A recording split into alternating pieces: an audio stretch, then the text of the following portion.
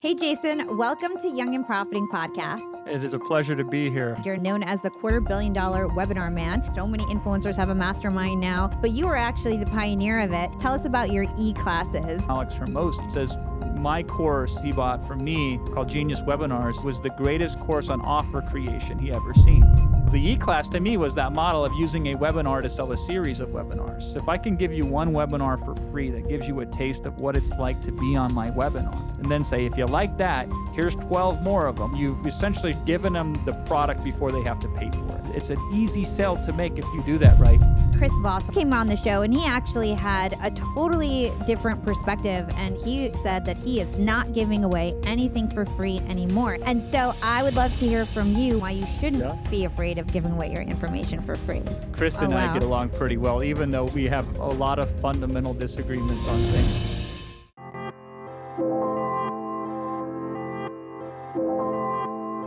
Hey, Jason, welcome to Young and Profiting Podcast. It is a pleasure to be here. Hopefully I qualify as young enough. I've got people of all ages who tune in, and people of all ages who've been on the show. A lot of your, people that you've worked with, like Alex Hormozi, has been on the show. So, yeah, fam, today we have Jason Fladlien, known as the $250 million webinar man. Jason is one of the most successful entrepreneurs in the world. He's known for his cutting-edge marketing techniques. In fact, Joe Polish has called him one of the top 5 living marketers on the planet. Jason started his career during the dawn of the internet. Since then, he's built up an impressive resume, including selling over $500 million worth of products and services using webinars. He released a best-selling book, One to Many, The Secret to Webinar Success, and he also co-founded Rapid Crush, where he delivered the most successful affiliate product launch in internet history. Jason is often called by 8 and even 9-figure companies to help them with their marketing, and to date, he's the only marketer Zoom specifically brought on to help its user base with webinars. In this episode, Jason will share his fascinating come-up story from becoming a monk to one of the best webinar experts in the world. We'll learn his framework for putting on a successful webinar and how to create a webinar that inspires, transforms, and converts. We'll also get his best copywriting tips, and we'll learn how to leverage human behavior in our marketing efforts. So, Jason, I love human behavior. It's one of my favorite topics to talk about on this podcast, as well as marketing. So excited to have you on. So I first learned about you from Alex Hormozi. Like I mentioned, Alex Hormozi came on the show a couple months back. He said he's learned a lot from you. So I knew that I had to get you on the show. And so I know that you've worked with a lot of famous marketers, for instance, Russell Brunson, Kevin Harrington, Bob Proctor, Joe Polish, to name a few. And so I'd love to understand some of the people and companies that you've worked with in the past, just to sort of lay a foundation for my listeners. Yeah, I mean, you pretty much named them. I mean, we helped Zoom, which was really cool. 2 months before they IPO'd, they brought us in, and the whole premise of that was their meeting side of their business is obviously phenomenal. What they were noticing on the webinar side of their business is if people don't do webinars, they don't stay members of the Zoom webinar software subscription model. So we had pitched them on the idea that, well, if we taught their members how to use webinars, and in fact, if we could prospect their members and write and create webinars for them, then they would be able to use the system more, and that could grow that part of Zoom. And Zoom agreed to that. So they brought me in, and I did some training for them as well. And I have really impacted a lot of different people, not directly through training it, but through my educational programs and my writings over the year. Like with Russell, I wrote a book a while back, an ebook. Like you can't even find it anymore. This was like 10 years ago. And he said that was the inspiration for him to write Expert Secrets, which I don't know, hundreds of thousands, maybe 1 million plus copies sold at this point in time. All because of, I taught in my webinars back then on how to break belief patterns and how to form stronger belief patterns in their place, kind of as the genesis to making the sale. So it's just, I've been in the game for 15 years, which on one instance isn't that long, but in another instances, I was able to get there before things were figured out and then help figure them out. And so I have the benefit of just being here for a long time and refusing to quit.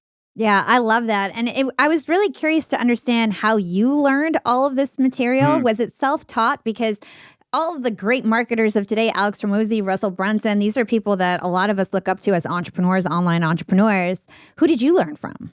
Yeah, I mean, most of this was self-taught. If I had to learn from anybody, it was to take what they were teaching over here, break it down and build it up for over there, right? So I was a huge student of Dan Kennedy, but he didn't teach anything internet, and he was famously anti-internet. And I was a huge fan of Zig Ziglar, who we end up working and doing some work with their foundation through Kevin Harrington. And so I took his sales closes in a one-to-one where he was selling pots and pans, right? And figuring out how to extrapolate that and design a system to sell it one-to-many on the internet. And Richard Bandler was another one who was a co-creator of NLP. And I was learning through him, and then as an extension through Milton Erickson, who was really the inventor of conversational hypnosis. But they were using it mostly in a therapeutic setting. So again, the idea was, how do I decode it from over here and then re-encode it over there? And so that was really my great magic trick, was figuring out things that worked in this capacity and then figuring out the nuances of adjustments of how they could work in that capacity. And they wouldn't work at first. And then I'd say, okay, what happened? Let's try it again. Let's reconfigure it this way. Let's go at it. And that's really where I got most of my insights, was on the battlefield, not in the laboratory. That's really, really cool. So I went on your YouTube and I found this analogy, and you say, where other marketers try to find out the best recipes and how to become a better chef, you figure out how to get the best ingredients in the first place, because the best victories in business are won by knowing when and where to play. So I love that analogy, and I think it's a great foundation for my listeners in terms of what you do for a living. Yeah, so everybody, when they try to get a better result, they try to get better first, right? So I'm going to put in all this effort in, and I'm going to work really hard. Here's the analogy I always give, right? If we want to make more money in poker, we could learn game theory, probabilities, mathematics, how to bluff and read other people, et cetera, et cetera. Or we could just find tables where there's really bad poker players who bet large amounts of monies and don't care if they win or lose. And so my first principle of trying to play the game of business is, where can I stay the same but get a better result? And then once I exhaust that, then I can look at, where do I need to improve to get a better result? And then more specifically, what's the least amount of improvement with the least amount of effort that could get a better result? And then after all of that's exhausted, then I'll consider actually working really hard. And then I try to teach that to my clients too. So I do that for my clients as well. And they really like that, because it's counter to how everybody else is doing it, which they look at it backwards. What more do I need to take on? What more do I need to work at? Where am I deficient? Where do I need to seek improvement out? And I'm always like, where do we subtract things? Where do we do less, not more, as a default principle? And that's really served me. And that's helped me then have impact on other people along the way, simply because the way I look at problems is completely different. So I get different insights than other people get. Yeah, I love that. I'd love if we could stick on this for a second and maybe get an example of how you helped somebody pivot their strategy where they weren't really necessarily working harder. They were just being smarter about it. Yeah, so we do these launches all the time. And I was just talking to a client the other day. And he was struggling with this. And I told him, yeah, of course you're going to struggle with it, because it's not a marketing model that's easy for you to like funnel hack, for example, because you don't see it. Nobody does it. But we like to launch these beta launches for pretty much everything we do. I like to sell products that don't even have names yet. What to speak of members area. The concept is so fresh, and I want to put it in front of just some people to see if it grabs or not. So the type of marketing that we're doing in these situations almost always goes like this. I don't know if this will work or not. I think it will, but I need you to try it out to see what happens. If it plays out the way I think it will, then, oh my God, this will be a game changer for you. And if it doesn't, here's all you're out. You're out some time and maybe some money. And I really pointed at who I feel are going to be the tastemakers, or the people that are going to need the least amount of effort to get the best result, or that are already predisposed to be super successful. So I'm rolling out campaigns like that. Now, here's why I'm doing this. The number one way you can sell anything is with the customer result. If you don't have any customer results, good luck. But if you have so many customer results, it's ridiculous.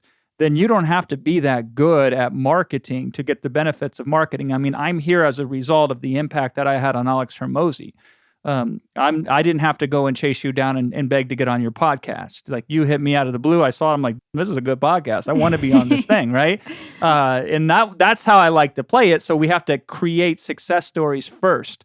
And so what's great about the beta launch approach is, like I told you, I don't have to have a name for the product yet. I don't have to have a fancy sales funnel for it. I don't have to have a members area. We'll sometimes tell audiences, in fact, we're like, we don't know if it's going to be 3, 4, 5, 6, 7, or 8 modules. I don't even know if I can teach it exactly. So I'm going to have to teach module 1, 2, or 3 or 4 times, right? But what's beautiful about this model is it sets us up so we can see if we can get success stories or not. That's the first thing. The second thing is you will learn more about what matters to your customers by being interactive with them than you ever will with any other type of market research that exists. Getting your hands dirty, using that back and forth. You, in fact, are enlisting customers to force upon you what the best results are. So they're giving you the answers as opposed to you trying to give them the answers.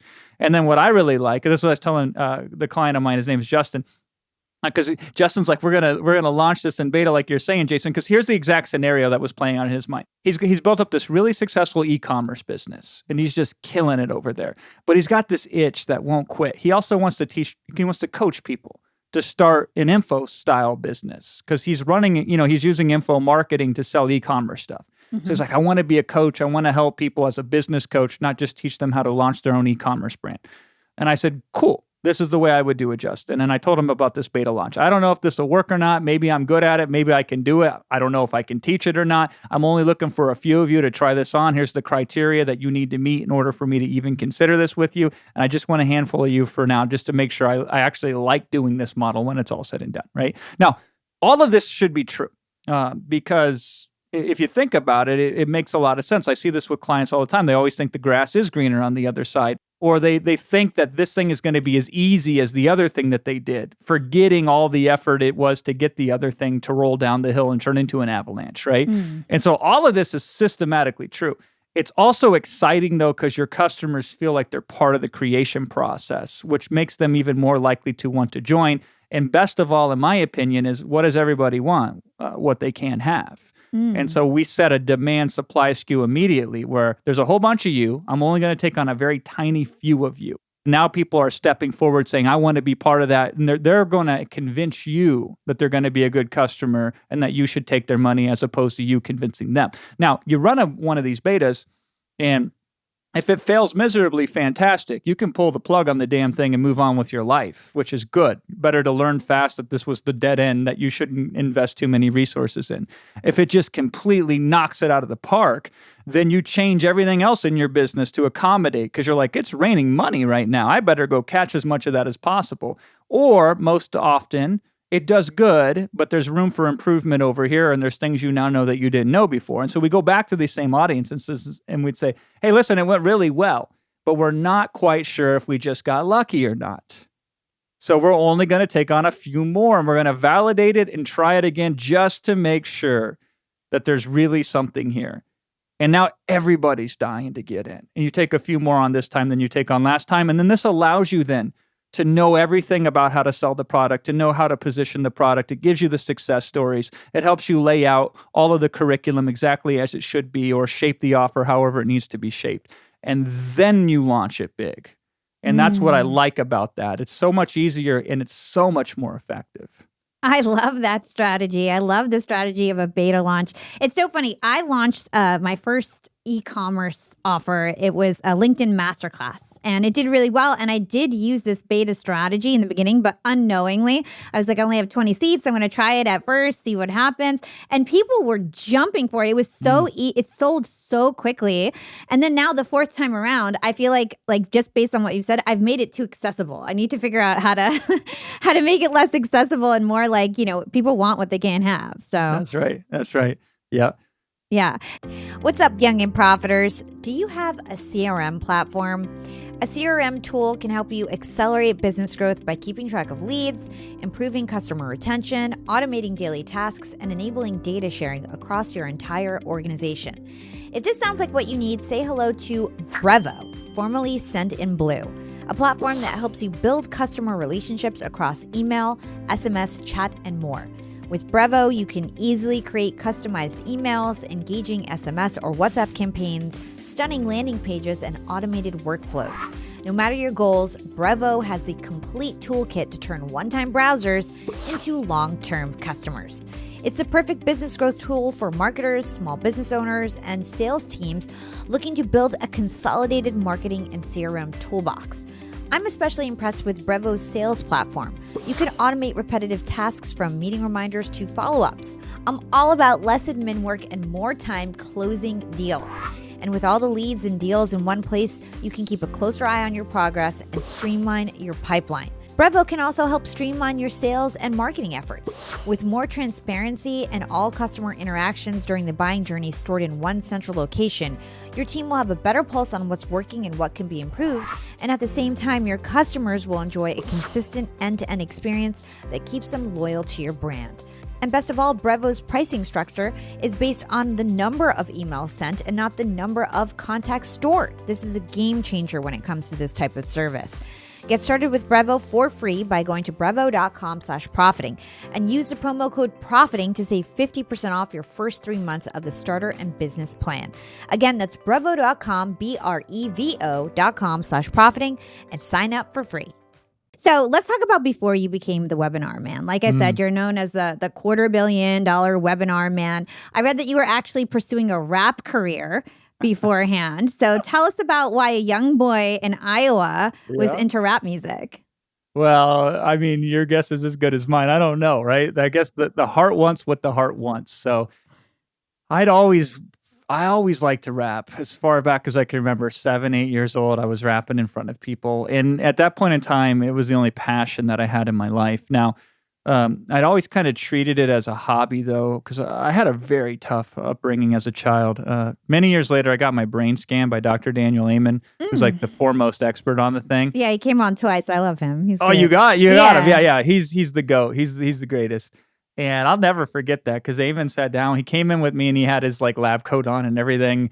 We were in his office and he tells me that I have PTSD. And he said, this was literally what he says. He goes, "You've been through a lot," because I had to take an intake form on all these traumatic experiences I had in my life, and very clinically, because I was so disconnected from them, I was like just writing them down, like it was just like shopping lists, you know. And he says to me, "You've been through a lot," and I go, "No, not really." And he goes, "Trust me, I've done this thousands of times. When I say you've been through a lot, you've been through a lot." I go, "Oh." So I had a very challenging childhood. It gave me PTSD as diagnosed by Amen, and also ADHD as diagnosed by Dr. Amen. And so I was a monk. I became a Hare Krishna monk, which is like, I don't know if you can see it, but I had this on my desk, like a Balaram statue, which is part of the philosophy or the flavor of the spirituality side of Hare Krishna. And I became a monk because I was so shattered and so depressed and so anxious, had tons of panic attacks. And that really cleared my mind. That really helped ground me and connect me and heal me. And that made me want to then pursue a rap career as full as I possibly could. Like I was firing on all cylinders. The only problem was I was selling a product nobody wanted to buy. And I didn't know that at the time. But the good news about that is it forced me to focus on what needs to happen in order for me to be successful in the business of music. And that's when I came across marketing and I fell in love with it. Before that, music was like the only thing that really turned me on. And the marketing, the psychology of why consumers make decisions, similar to what you said earlier about human behavior, right? That just enraptured me. And so I was trying to apply that originally to my music business, and I was having mixed results. And then I said, you know what? I'm just a fan of information and education and learning, and I'm very curious. Let me see if I can apply that into like an information business. So I tried, and it didn't do very good for about a year. And then I got so desperate because I was so broke at the time. I was painting houses for somebody else. It was a miserable way to make a living, but I tried my business online in the morning and at night. And then I'd paint during the day. And I finally got so desperate, I just decided to write articles for other marketers as a ghostwriter. And that worked well. I started making some money, but I just traded in one job for the next, or at least I was working for myself. But that got monotonous after 6 months of writing about weird things like microdermabrasion and buckwheat pillows and plus-size lingerie. I mean, crazy, right? So I decided to write a system on how I was writing these articles so fast, because I could write a decent article from scratch on a topic I didn't know anything about and do it very quickly. So I documented that, created a little ebook. It's like 6-7 pages long. And I'd never wrote a sales letter in my life prior to that. So I didn't know how to sell the thing, but I went to a forum, an internet marketing forum, took out a classified ad and put that on there as an offer. I basically said, I think I could cut your article writing time in half the first time you read my ebook, and it's only $4 for you to find out. And that was almost the whole pitch. There was very little extra added on, but people bought it because it was so damn cheap. And I was honestly scared out of my mind. That's why I priced it so cheap, because I didn't know how to sell it. I was afraid that if people bought it and didn't like it, that they would hate me. And in turn, they actually loved it. So they bought the product. They were excited about it. Since it was on a forum that I advertised, they were writing about it on the forum. So I had like web media, social media 1.0, right? So I started getting people talking about it, getting referrals from that. And I thought, all I got to do is just create these products. I call them 1-1-1 products. One problem, one very specific, narrow focus problem, one solution. I'm just going to teach you one way to solve it, not 3 or 4 or 5 or 10. And then I'm going to create the product in one sitting. So I have to be able to sit down with a blank screen, and then when I stand up, I have a finished product. So I did that for the next year. And I just launched product after product after product after product. I was just trying to make money. What I didn't realize is where I was starting to develop different skill sets and building these different little microsystems. So here's my system on writing articles, and then here's my system on writing emails, and then here's my system on writing the sales letters for these products I was creating. And here's my system on creating the products that I was creating, And all of these different systems started to be able to combine together, which then brought me to webinars. First webinar I ever did was not a sales webinar. The pitch was really clever. And I was just essentially says, I want to try webinars out. I've never tried them before. I think it's a really powerful way to help you. But just to humor me, because I don't know what I'm doing here, I'm going to try to create a product live on a webinar. If you show up, it's a free webinar, then I'll give you the recording. So you'll get a paid product for free. If not, you'll have to buy the product later. And that was how I first started with webinars. So the first webinar I ever did, 17 people showed up to it. It was in September of 2008, I believe it was. I dug out the email not too long ago, just to pull it out there so I could think and specifically quote how much I had for people on the webinar. So it was not that many people on, but I thought it was a lot. It seemed like a lot to me at the time. And I taught. I did a webinar that was 2.5 hours long, and it was just pure content.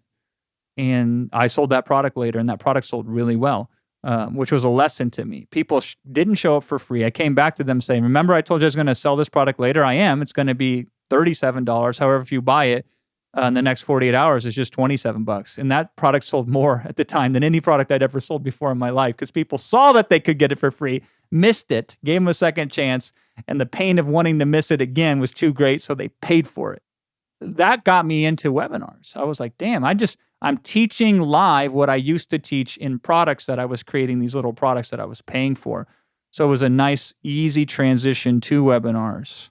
And then from there, to really bring us up to speed on the pitch webinar, from there, the second time I really used webinars was as fulfillment. So I thought, you know what? Can I sell a series of webinars? So I sell a product that I'll create via a series of live webinars, and that worked good.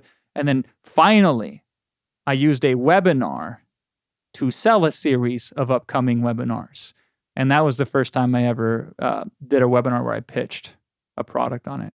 It's so amazing to hear your story and hear how you just learned a little bit, then you learned more, then you learned more, then you stacked it up, then you sold that, then you stacked it up. It's really cool how you did it.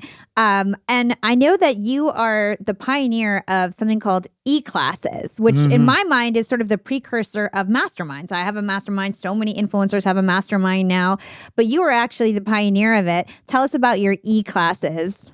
Yeah, I mean, and what's so fascinating is I don't regret this anymore. I used to. I realize this is just my personality. I make these big discoveries, and then I move on and make another discovery, and I don't stick to it. And so the E-Class was a model that I could have really built out and went nuts with. Like when Alex, I have a quote from Alex Hormozi. He wrote the book $100 Million Offers, right? Which in my opinion I believe it is the best book on marketing that exists. And it's, I think, the best-selling book on marketing on the whole planet right now. And I have a quote for him that says, "Hey you, I know you're all about leveling up in life, and one of the quickest ways to do that is to learn from those who have already been where you want to go. With Masterclass, you can learn from the world's best minds, anytime, anywhere, and at your own pace." Speaking of best minds, Chris Voss holds the record for most episodes on Young and Profiting Podcast. He's been on 5 times, and that's because this man spits pure gold. On Masterclass, you can learn the art of negotiation straight from the GOAT himself by taking his class. And if you want to take it a step further, there's also a sales and persuasion class with two-time Yap guest Daniel Pink. And we all know that profiting in life doesn't just mean making more money.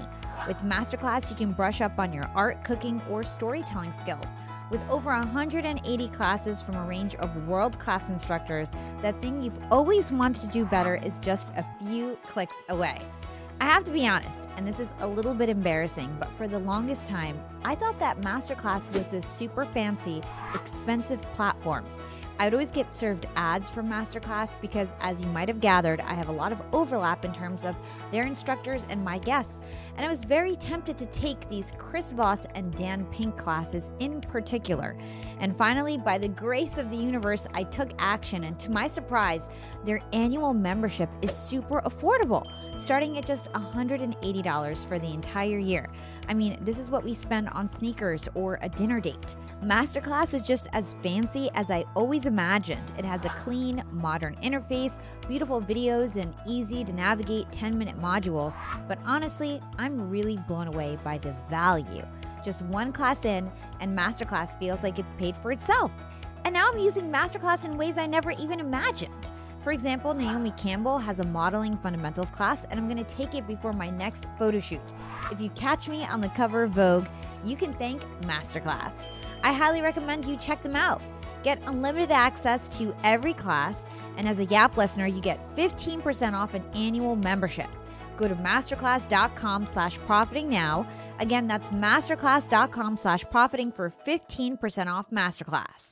My course he bought from me called Genius Webinars, he said it was the greatest course on offer creation he ever seen. So he took what I was using. So I was just teaching offers in the context of webinars, and he blew it up and he stuck it through and he really built it out and he took it to the next level, right? And I can cite example of that. And so the e-class to me was that model of using a webinar to sell a series of webinars. And I thought that I mean, it was a good way for us to work it and make some money. I never thought about making that a system. I could have built software around that. I could have totally doubled down that and optimized for that. Because here's where the insight came from. So I at the time, because I was writing sales letters for all these products I was launching, I developed a little copywriting system, and it was 12 steps. And so I said, you know what? Everybody who buys a $17 product, the product was called 3-Hour Ad, how to write near world-class copy in 3 hours or less was essentially the premise of it. And people would buy that and they loved the product for $17, but a lot of people would ask me, I want more examples, Jason. Can you go more in depth on this thing over here? Can you break this out down more? I want to see this in action. And so my connection was when I did that first webinar for free, which was on time management for internet marketers of all things. Not a great topic, but people liked it.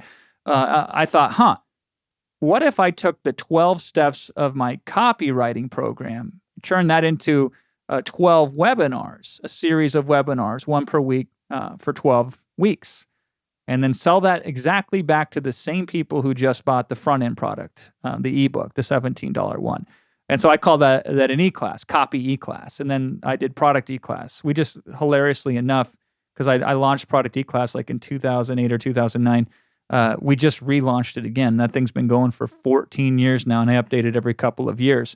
But this concept of these e-classes where people pay in advance for a series of webinars that are done virtually over a period of time.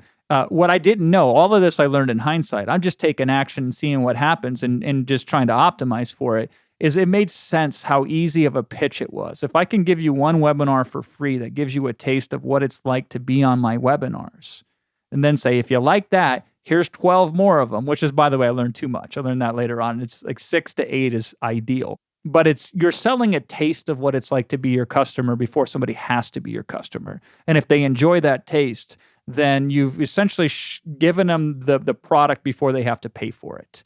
So there's no risk involved for them to pay. It's an easy sell to make if you do that right. So that was the foundation of e-classes, was the ability to sell a product in advance of having to create it in real time on the fly via a series of webinars, and then use a webinar Inception style to sell a series of webinars. I love it. So I think this is a great place to transition into actually how to execute a great webinar. So I recently had Chris Voss on the show. It was the fourth time he came on Yap. And one of the things that Alex Hormozi always says is give away your best content for free. Chris came on the show and he actually had a totally different perspective. And he said that he is not giving away anything for free anymore. And he actually doesn't do webinars anymore. And I thought that was really surprising. I just started doing webinars. So I was like sort of shocked, like, such a big negotiation expert is saying this. And so I would love to hear from you why webinars are a great strategy and why you shouldn't be afraid of giving away your information for free. So Chris is my boy, by the way. We're both Iowa boys. His father owned a gas station in the town I grew up in, and Chris would go down there and service it. So it's a very small world. And Chris and I get along pretty well, even though we have a lot of fundamental disagreements on things, which is always the interesting thing of life. Interestingly enough, Chris wrote the best-selling book on negotiations, and the way that I asked him how he sold that is he did it on podcasts, right? Mm-hmm. And on those podcasts, he gave away the best stuff for free. Now, maybe he's tired of doing that. I don't know. The other thing is Chris asked me one time to critique a webinar of his. He has a partner in the real estate space, Steve Scholl. Yeah. So, he's still asking my advice on webinars at the time. But it is, first of all, you should go with what you're good at. So there are some people that even if a webinar is a great tool to have in the toolkit, it might not be their go-to tool. Mm-hmm. So there's something to be considerate of that. I am agnostic. I don't really care what the tool is that we use, just the one that has the biggest impact. But what I've discovered for my goals in my business and my natural skill sets that I have before I even had to improve them. Remember when I said I was always rapping, like when I was 7 or 8? I'd rap in front of an audience. So I have zero hesitation to speak in front of groups of people. I have a fear of not public speaking, not a fear of public speaking, right? I'm quick on my feet and I can really iterate just in the moment. I don't need a lot of prep work in order to do that. And I love selling. I just absolutely love selling. I didn't always love selling, but I grew to love selling.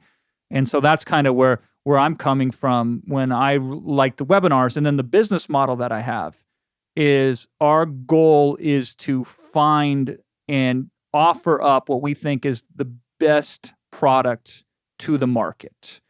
And so how do we do that in mass? I want to do it in mass. I don't want to do it with 100 clients that pay me, $100,000 a piece, right? I want to do that with like 10,000 clients that pay me $3,000 a piece. And then I want to, on the back end of that, maybe offer other services and continue to graduate them up and make them better and then help them get even better than that. Right. So that's the foundation of where I'm coming from. Now, I like webinars. I think webinars make sense for the most people under the following context.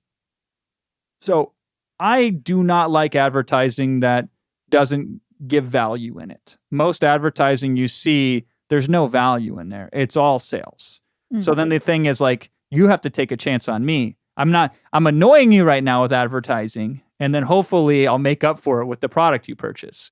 So that never felt good to me. Webinars, let me give you value first, and then I'll make an offer second. So that always felt really good to me. Now, my friend Jeff Walker has the product launch formula. I love that. The only problem I had with it for me is I felt it took too long. Like, I didn't want to spend 2 weeks. I wanted to spend 2 hours. I felt like I could get almost the same result in 2 hours that you could building it over 2 weeks. And so I like things that are a little bit faster than what most people do. It's the ADHD side of me. And so I also like to sell at the high end of what the masses can afford to purchase, where you don't have to go one-to-one, but what's the price ceiling on that? And I don't do that just because I want to make more money necessarily. I do that because we only can engineer the best solutions if we have the margins in order to invest to create those solutions. Mm-hmm. So my goal isn't how can I charge you more? My goal is how do we take $100,000 of value and somehow streamline it into a $2,000 offer? So we're doing that constantly. So when it comes to webinars, the foundation of what makes a webinar work or not is the offer. 80% of it is the offer. That's why Alex took what he saw from Genius Webinars and helped him solidify what he did in $100 million offers. That's the other example of where how can I suck at webinars and still do really well with them? Well, if I have a killer offer. then I can be okay on the webinar and still do really well. I think a lot of people miss that. I think what they do is they see the techniques that I use on webinars and the setups and the framework and the closes, and they can model those. That's easy to model, but they missed how valuable and how well positioned the offer is. Mm-hmm. And so that's where we want to start. We want to start with what's a good offer. So in a nutshell, I don't want to regurgitate what's already been said out there, but the number one thing that I'm looking for in an offer is I want the actual value of the components of that offer to be well established and add up to a tremendous amount more money than what they have to invest to get in. And I want them to know that, right? So my book or your book or anybody's book as a bonus is not very good. Challenge with that is because there's a retail established price of $20, $10 for a book, right? So people are like, cool, you just added $10 of value. Big deal, right? What the kind of value I like is if I can go to you and negotiate and say, hey, listen, you've got this software over here. A year's license of this would cost the end user $1,000, right? Is there a way I can work with you to get a modified version of that software to distribute for free to my audience? And here's why it would be in your best interest, because if I can teach them how to use your software in conjunction with my offer, more of them are going to upgrade and become paying members of yours. And that's going to be cheaper for you to get a paying member than whatever you're doing right now to advertise it, right?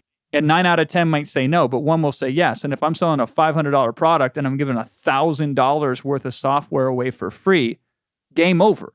The offer is better than free at that state. If I can go and find some way to create something that is not available anywhere else at any price point to anyone else, and it's only available for free as a bonus in this thing that I'm offering over there, then since you can't put a value on it because it's impossible to buy, then the value is only limited to how you can demonstrate the value of it. And so these are the things that we're trying to do to create a really killer offer. And then we want results too. We have to be able to validate as many claims as we make. So it's one thing if I say I'm the best webinar guy in the world, right? Whoop-de-doo. You might end up believing me if you listen to me long enough, maybe, right? But if I say I'm the only guy that Zoom's brought in to teach their users how to do webinars, and then I have the press release that shows that, and I can put that on a webinar slide, yeah, then it lands a lot differently. If I say I'm the most quoted person in Alex's book, that lands a bit differently. Even like with ClickFunnels is a great example of this. Russell learned from me that what we do is, in his case, as an offer, make the software free. That's what I said. Before that, they were struggling to sell ClickFunnels because they were like, buy our software. I said, make the software free. Sell them a course and then give them, 12 months or 6 months or 18 months or whatever many months of the software for free. Because then they have a tiered system there, ABC, right? Give them the highest tier, $300 a month. You give them 12 months of that. That's a $3,600 value to buy a $997 course or a $2,000 course or a $1,500 course, whatever the price point is. And now people aren't focused on the minutia of the software. They're focused on, oh my God, what a great deal I'm getting on this software. I better buy it very quickly before it expires, right? So these are some of the things in which we want to do is we want to have an offer. We want to be able to establish the value of it so people see that it's a lot of value for a little price in comparison. And then we got to have the validity that what we're saying is true. And that goes for the offer, but it also goes for everything else in the webinar. You just dropped so many gems. I want to unpack a little bit of that. So first of all, you're saying add bonuses to your offer to make it as valuable as possible. And you're saying add bonuses that people can't like right away understand the price. They can't go on a website and see the price. They have to basically use their imagination and decide what that value is going to be in terms of that bonus. So that's a really good one. Then you also start talking about introductions in your webinar in terms of cementing authority, right? So I'd love to move into that. So talk to us about cementing authority. You gave us one quick example, but go into depth. Yeah, so ultimately what's going to persuade the most amount of people is when they hear you, they say, oh my God, I've never heard anybody else put it the way you're putting it. I've listened to 500 people on the topic for 500 hours, and I've paid $5,000. And what you said in the first 15 minutes completely blows all the rest out. Just better than all the rest combined. It's that what we call the aha moment, the paradigm shift, if you will. This changes everything when somebody hears it. And so I'm trying to set that foundation to set that up in the first 10, 15 minutes of an introduction. And so I will tell you these days, because I've evolved a lot over the years, and I only know 5% of all there is to know in webinars. The good news is everybody else only knows 2 or 3%. I think it's debatable how much you know, but okay. Well, I'm learning so much this year, the 15th year in webinars that I didn't even know before. But one of the things that we do now in webinars that I think a lot of people should do more of is we hit the objections right away. We immediately go into the pain, right? So one of the offers that I have out there is I started off the product e-class, we just did this webinar closed at 34%, and we had over 1,000 people on the webinar. So usually the more people you have, the less of the conversion rate you have, because who knows who's showing up to the webinars at that point. But we closed about 1 out of 3, a little bit more than that, selling product e-class. And the way I start that webinar is with a pop quiz. It's kind of fun because it's like the old Speed movie, pop quiz, hot shot, which nobody gets anymore. So I can't say it like that, but that's what I originally used to say. But the first 5 true, false questions I ask, and I ask them really quickly, are all tied to the pain points. Like true or false, you need to be an expert in order to create an information product. And the answer to that is false. True or false. The only way to be successful is you have to spend a lot of money on advertising to sell. False, blah, blah, blah, right? You got to spend a lot of time to create it. False, right? So I'm killing these limiting beliefs immediately that people are bringing in like baggage into the webinars. So I have another webinar, an Amazon webinar, which typically converts at about 15% on a $3,000 price point. So that's pretty insane. And I start off right away talking about like how in order to succeed in this business, you're going to need a good product, not just a good product, multiple good products, many products, high quality products. You're going to need to drive traffic to those products. And the number one thing that I've noticed that customers have trouble with is driving traffic. How are you going to compete with people that have more money than you and are more sophisticated than you? And then you got to be able to convert the traffic you get. And that's persuasion. And persuasion is incredibly challenging. And for all of that to occur, you need trust. And so I'm setting up all of their excuses that they're going to give me later on when I sell the product, and I'm addressing them immediately right away. And I'm not giving them the answers necessarily. I'm letting them know that by the end of the webinar, they will have the answers to all these questions. How can that person right now who doesn't have a product to their name, has no idea, has no money, doesn't know how they're ever going to create a product, much less drive traffic or create conversion, who's all thumbs when it comes to tech, has no previous business experience, how the hell is that person going to succeed? Well, stay tuned. I'm going to show you how that person is going to succeed. And that's how we do an intro. Yeah. I love that. So I know that you also create commitments for your audience. I thought this was really cool. You learned it from Robert Cialdini, also been on the show.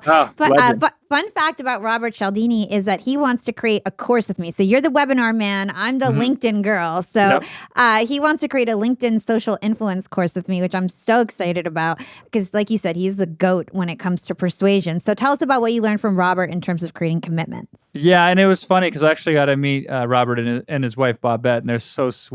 And they said to me, they go, you might be the best student we've ever met. Because I was like quoting influence and persuasion like it was Bible verses. I feel like all of us marketers are like obsessed with Robert Cialdini. Nobody quite understands, but go ahead. Yeah, so I learned commitment and consistency from him. He really put a name to this concept that we were doing intuitively, which is when people make a commitment, they behave in ways that are consistent with it. So, and he says this in Persuasion, if you walk up to somebody and say, do you consider yourself an adventurous person? And then they say yes. And then you say, would you like to sign up for this email list? They're more likely to say yes because it's congruent with the position that they just took of being adventurous. And so I'm always thinking, what are the mindsets that people need to be in to be most receptive to the information that I'm providing to them?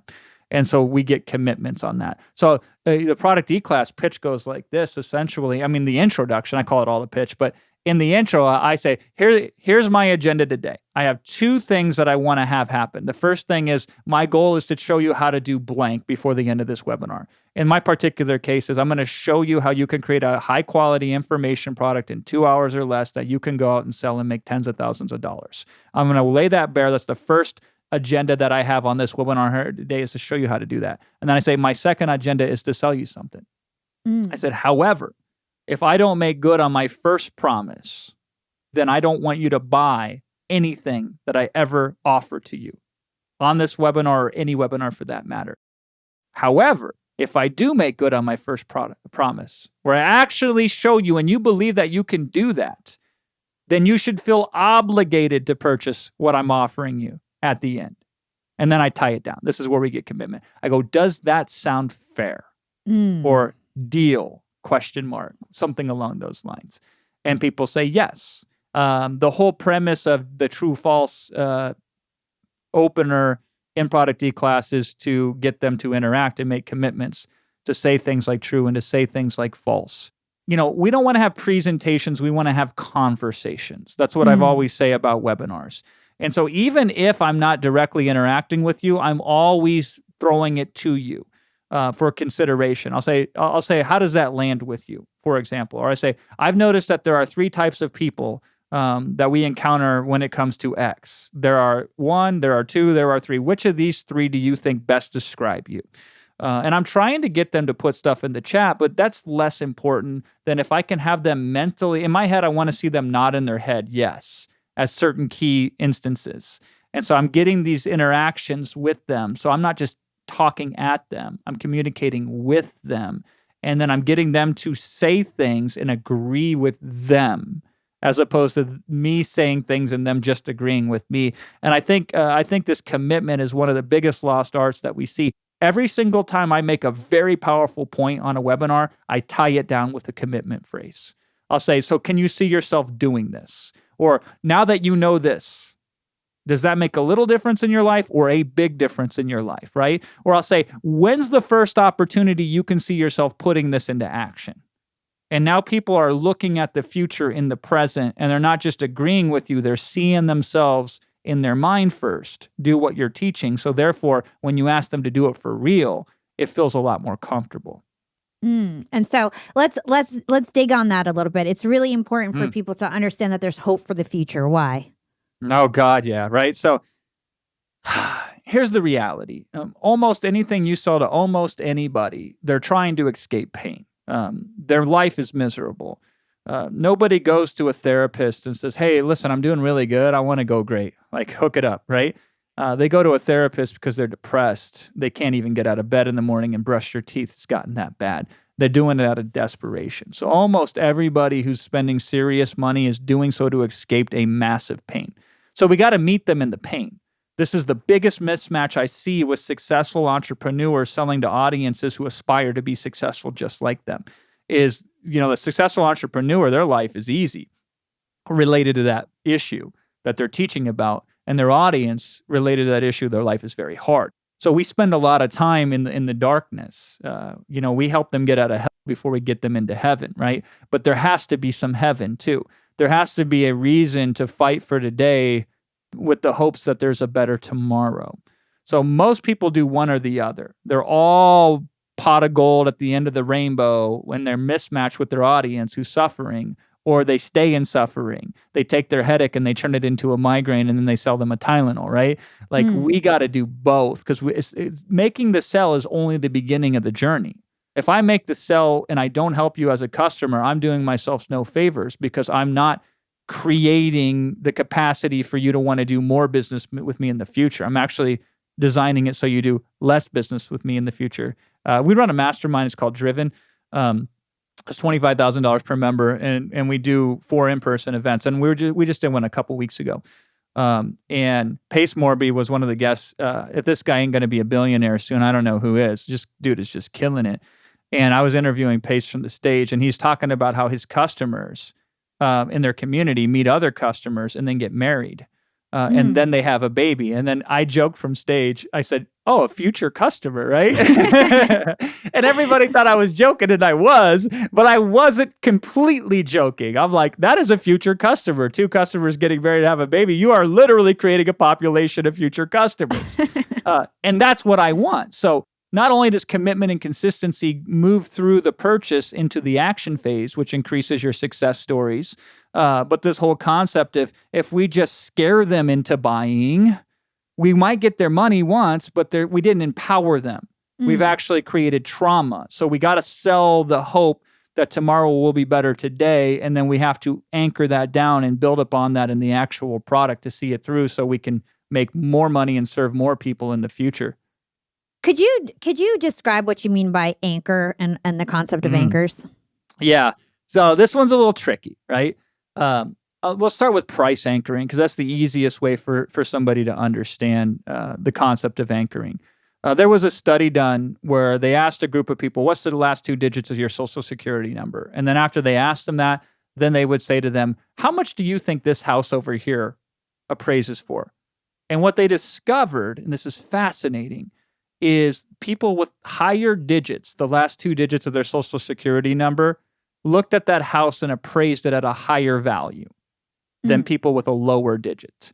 And so there was a higher number was anchored in their mind, so therefore they saw that through in the value of the product. So one of the closes that I teach people is, I think it's a dumb close, but does it work? It'll go something along these lines. I'll say, we're 93 million miles from the sun, yet it gives everything that we need to all 8 billion people that are on this planet. And I'm asking you just $9.97 to invest today, right? So it's like we went from 93 million and 8 billion to 997. It seems insignificant, right? So that's price anchoring. We're anchoring the value vis-a-vis larger amounts of money elsewhere, therefore making it insignificant, right? If you want to look more attractive, stand next to people who look kind of like you, but not as good as you do. And relatively speaking, people will rate you as more attractive than objectively on your own in a vacuum. So anchoring is setting up a circumstance of conditions that emotional states can be tied to things. So if you have a loved one, looking at that picture of that loved one will trigger positive emotions in you. That's an anchor, right? So what we're trying to do is anchor or offer and anchor our insights into these powerful emotional states. And then once we anchor, we can amplify. So one of the examples I teach about that is storyboarding testimonials. Nobody does this. And so sometimes I swear I make things way more complicated than they need because a great offer, all this stuff is secondary. It's incremental at this point. But here's the problem with testimonials that are really good. They take like 5 minutes to explain. And on a webinar, that's the kiss of death. It's boring. The pacing is too long. It's too tedious.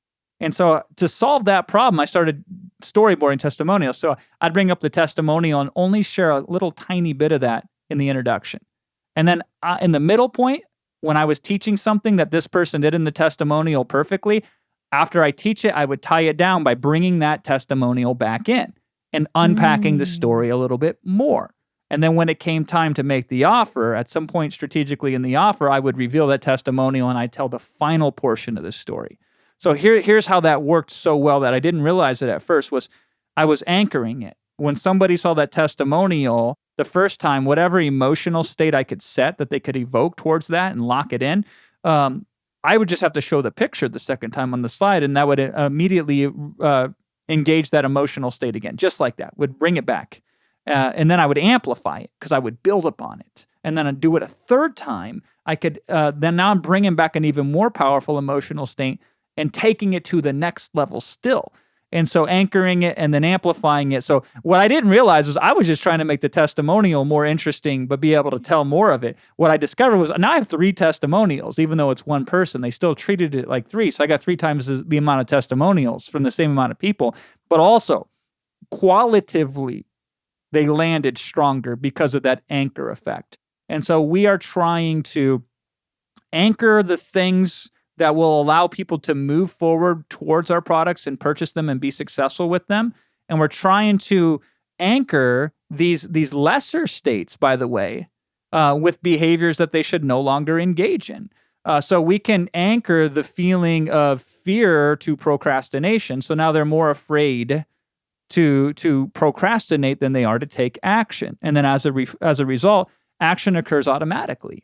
So these are some of the ways in which we can finesse and use anchors in our webinars. It's kind of esoteric, but it's fascinating. I love it. I love this kind of stuff. Everything that you're saying is, I'm just like, oh my God, I need to go get his like course right away and like read every single book that you've ever written. So I love it. Okay, one last question on introductions. I know that you also advise to create mystery and intrigue. Yes. How can we do this in our introduction? The easiest way is through bullet points, right? So by the end of this webinar, you're going to discover, and then you say something that's very intriguing and exciting but incomplete, right? Like the 3-step phase that you need to enable for customers to feel more comfortable doing business with you. I'm just making this up, but it's like, what's that 3-state phase? I don't know what that is. So if nothing else, here's what you do. You go through your webinar and you look at every interesting point that you make and you turn it into a bullet point, a blind bullet point as we call it, where you tell them some amazing outcome, but you don't tell them how that outcome's going to occur, right? An article written in 1957 in an obscure scientific magazine that automatically, the first time I applied it, doubled my conversion rate. You're like, what's that? What's the article? What's the thing? I got to go and I got to see what that is. And so that's base level how I would recommend that you do it. On this webinar, you'll discover and then tease them about some of the things coming down the pipeline. So that's one of the ways that you can create mystery and intrigue. The other way, though, that I like to use is with tension and drama. So I showed you earlier when I said, I have 2 agendas here today or 2 goals. One is, will I be able to show you how to do X? And they're like, I don't think he will, right? They're like, God, it'd be nice if he did, but it sounds borderline impossible. So I'm going to watch just to see if he can actually make the impossible happen. I don't think he can, but I want to see. I want to stick around and find out. This is why I'm not a big fan of, if you stay till the end, then I'll give you this bonus for free, which is a technique almost everybody else does. 2 reasons I'm not a fan of it. Reason number 1, almost everybody else does it. So I don't want to look like everybody else. Then they'll judge me like they judge everybody else. Talk about an anchor, right? But the second reason is, I feel like there's better ways to create stickiness where people will stay on and will watch and be riveted and glued. And one of those ways is with drama and tension. Other ways are with just creating a whole bunch of open loops, like what we're talking about here, is by the end of the webinar, you'll discover X, Y, and Z.